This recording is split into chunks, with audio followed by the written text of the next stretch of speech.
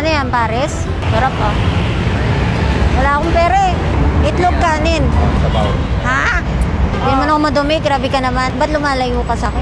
Kakain ka, Oh, ma'am? opo. Bakit po? May... Wala po akong pera.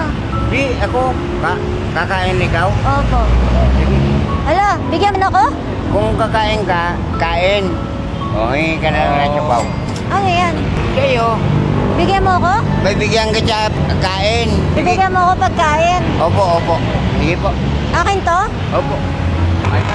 Sige, kain ka na. Samahan mo muna ako.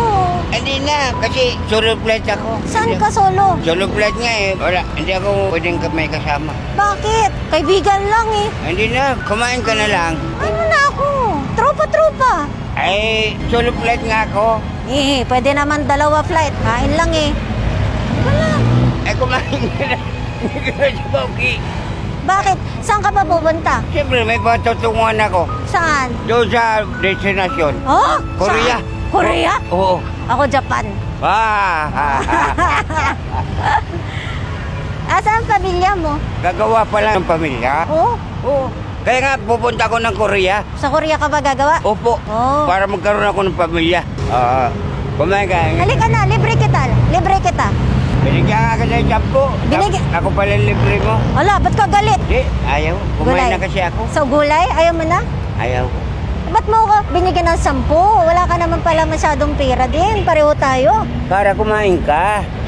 Ikaw, Kumain na ako. ano ba meron dyan? Silip lang ako. Karton, panapin. Doon ka natutulog? Oo. Usap ta, kalika. Ano ang bibilin mo, sir? Sabihin mo sa akin. Very simple. Ano? Damit? Ano pa po? Pants. Pantalon. Bibili tayong pantalon. Ano pa po? Baka Halika, mabigla. shopping tayo. Ayaw ko. Bakit? Mabigay ka pera? Oo. Ako may pera ako. Ako may pera din. Binigyan mo ako 10. Oo. Halika na. Mamimili tayo ng gamit. Damit lang akin, tsaka... Tsaka gusto mo tutulugan? Hindi na. Dito lang naman ako natutulog eh. Una natin ng tutulugan. Hindi na. Huwag na kasi. Ito lang ha. Pwede ko ba siya kunan ng tutulugan? Depende po kung may kamag-anak siya. May kamag-anak ka ba? Malayo pa po. Anong gusto mo? Sabihin mo sa akin, tulungan kita. Diyan siya nakatambay sa may kalsada na yan. Gusto ko tulungan si tatay. Gusto ko siya bigyan sana ng pera. Kasi nakita ko, ilan lang yung barigan niya. Sobrang natouch ako kasi wala nga siyang tirahan. Dala lang daw niya karton, dun siya natutulog. Ngayon, gusto ko siyang bigyan. Kausap siya ngayon ng team namin. Ang problema daw, pag binigyan ng pera, uutuin daw siya ng mga tao. I think meron siyang problema din sa pag-iisip. Kanina hindi talaga ako takot sa kanya kasi hindi naman siya nananakit o ano. Pinapaalala pa rin yung kumain. Grabe. Ayaw niyo ho ng ano? Hanapan mo namin kayo ng matitirhan? Okay na po ako. Yung ganito lang ako. Malaya ako. Ilang taon na ho kayo natutulog dito sa kalsada? Wala pa nung 2020. 2020? Pandemic? Oo. Ano ho nangyari? May trabaho kayo dati? Meron pa ako trabaho eh. Nawala yung gamit ko. Ano ho ba trabaho niyo dati? Maton po. Sa construction? Opo. Natigil ho kayo.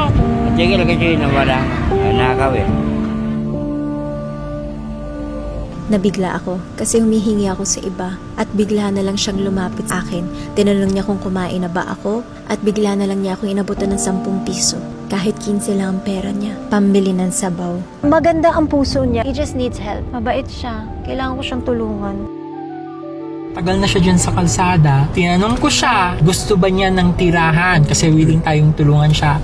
long term Ayaw niya. Ayoko. Kung tutulungan daw natin siya, let's say, bibigyan mo siya ng cash, mabuwi sa inom. Kasi yun daw ang ginagawa. Alam ko na gusto mong tumulong. Siya, mo maging matino siya. tinanong natin siya eh. I know he has a good heart. He has a good heart. Gusto ko siyang tulungan. If it means na for the rest of his life, kailangan natin siyang bahayin at bigyan ng pagkain, tulong, lahat, I'm willing. Basta maging maayos yung kalagayan niya. Taga-albay si tatay. Kung sino po ang kamag-anak niya, please message this person on Instagram. Tulungan po natin siya. I need your help kasi hindi ko kayang mag-isa.